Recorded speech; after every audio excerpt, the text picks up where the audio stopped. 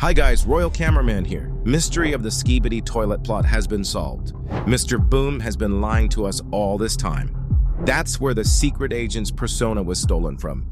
Here's where Titan Cameraman is now. And what really happened to Plunger Man? Who exactly is Secret Agent working for? How many arcs will this series have? And which other skibidi toilet characters even know that Secret Agent exists? We all know about Secret Agent, the enigmatic figure who's always watching the events unfold, whether from afar or in person. Throughout the entire series, we've only seen Secret Agent interact with regular agents 5 times. In episode 47, when he saves Lucky Cameraman, in an extra scene attached to episode 67, when he hands over the master key to Lucky Cameraman. Later in episode 67, when he gives our cameraman a hint about the location of Skibidi Scientist. In episode 70, when he delivers a monologue to Plunger Man. And finally, in an extra scene during season 23 when he directs Lucky Cameraman back to the Skibidi Assassin Museum to further the plan. Secret Agent's persona has captivated every Skibidi toilet fan with his darkness, his style, his high-tech gadgets, and of course, his air of mystery. Even Mr. Boom himself refuses to answer any questions about this elusive character, which only deepens the intrigue and inspires the fandom to spin wild theories. But what if I told you that the entire image of Secret Agent was simply stolen from his personality,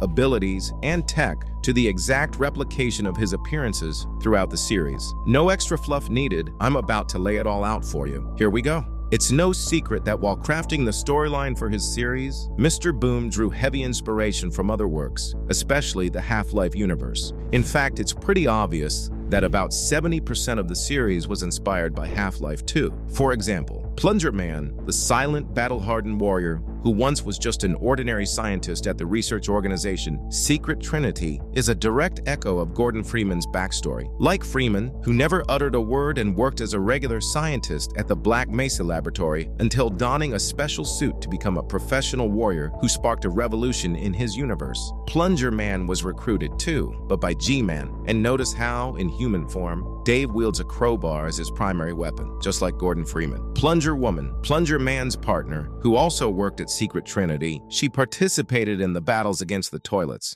And once the Astro Toilets invasion began, she took charge of the resistance. In episode 77, she even unveiled her combat robot orbital camera. Clearly, when Mr. Boom created this character, he was inspired by Alex from Half-Life 2. Just like Plunger Woman, Alex is a close ally of Gordon Freeman, having worked at Black Mesa, and once Earth was under siege, she led the resistance against the Combine. Plus, she even has a combat robot named Dog. Even the character of Skibidi Scientist draws inspiration from Dr. Breen, the main antagonist of Half-Life 2, the administrator of the totalitarian Combine regime, who, in his time, collaborated with the Combine Advisor, a hostile alien race planning an invasion of Earth. There are plenty of such parallels throughout the series, and it would take several videos to cover each one in detail. But here's the crucial point. The entire concept of Secret Agent was completely modeled on G-Man from the Half-Life universe. I'd even go so far as to say that when Mr. Boom created his character, he wasn't merely inspired by G-Man, he outright stole him, simply slapping his own mascot's design on him. There's a 100% match in every aspect, and that can't be a coincidence. To put things in perspective, check out Secret Agent's appearance in episode 45 versus G-Man's appearance in Half-Life. Remember back in episode 65 when we spotted Secret Agent's face on one of the TVs? That moment was lifted straight from Half-Life 2. And that legendary monologue by Secret Agent for Plunger Man in episode 70, it's a direct copy of G-Man's dialogue with Gordon Freeman from the second episode of Half-Life 2. Even the office set was modeled after G-Man's own. The pop-up message from G-Man to our cameraman in episode 67, that exact scene appears right at the beginning of Half-Life 2. You might be surprised to learn that even Secret Agent's master key is nothing more than a copy of Alex's special device, the one she used to hack any mechanism in the Citadel. And the twist where Secret Agent thanks Plunger Man for completing his mission only to kill him immediately afterward, that was stolen from Half-Life: Opposing Force. In that game, after Adrian Shepard completes his assigned task and is on the brink of death, G-Man steps in, personally thanking him for his work before putting him into stasis until the next mission. The game ends with a detained message on the screen, followed by awaiting further instructions. Since then, his fate has remained unknown. I also suspect that during the chase for skibidi scientists, Mr. Boom was heavily inspired by Warhammer 40,000. In that universe, there's a suspiciously similar scenario. The enemy legion's emperor is lured into a trap at his own main base, after which a specialized group of Warhammer soldiers begins chasing him. Cornered, a fierce battle ensues, and at the cost of their own lives, the soldiers manage to kill the main villain. Only this time, he's from Warhammer 40,000. Now here's where it gets really interesting. Knowing that Mr. Boom built the skibidi toilet storyline by copying and combining elements from existing video games, we can start to predict where the series is headed. I can now say with 100% certainty that Secret Agent is nothing more than a diplomat hired by mysterious employers to restore order in the universe. Like G-Man, he can manipulate reality, rewrite history, recruit agents, and eliminate anyone he deems unnecessary. But every move he makes must be approved by his employers, and if his actions run counter to their plans, they simply won't be allowed to happen. By the end of the Astro Toilets arc, we'll meet a character who knows about Secret Agent, yet isn't under his control. I'm betting it'll be Scientist TV Man. By that point, the race of TV men will have broken away from the Alliance altogether, distrusting Secret Agent and refusing to install the new software update. From Detective Cameraman, Scientist TV Man will learn about Lucky Cameraman's ties to Secret Agent. Realizing the true nature of Secret Agent, that he's clearly no ally to the Alliance, Scientist TV Man will send out Energizer TV Man, whose radiation hypnotizes Lucky Cameraman. The malicious software infecting Lucky Cameraman will be wiped out, returning him to normal. Once he's back at base, he'll spill every bit of information he has on Secret Agent to Scientist TV Man. But by then it'll be too late. Convinced by Secret Agent's claim that he needs to install new malicious software, both the Speaker faction and the Camera faction, along with Titan Speaker Man, will have already been fully recruited